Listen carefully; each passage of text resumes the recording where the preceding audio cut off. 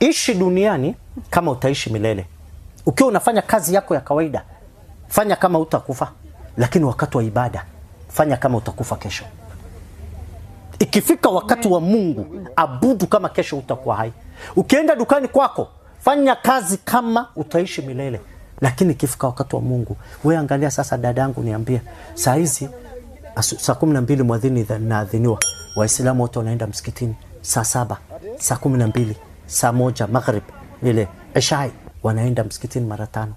Sisi hata mara moja revival hatuendi. Na tukienda mtu wako kanisani, uwepo inashuka, simu inalia. Nini? Makaa. Haya, natoka sasa. Anatoka kwa uwepo wa Mungu. Mimi nimekutana na marais 3 na wafalme 2. Yani ukikaa pale unafundishwa namna kukaa. Mtu anatoka kwa uwepo wa Mungu hata ogopi. Anaenda kuuza makaa. Yani sisi ili Mungu tumemchukulia simple, tukiweza kubadilisha tuongeze imani yetu.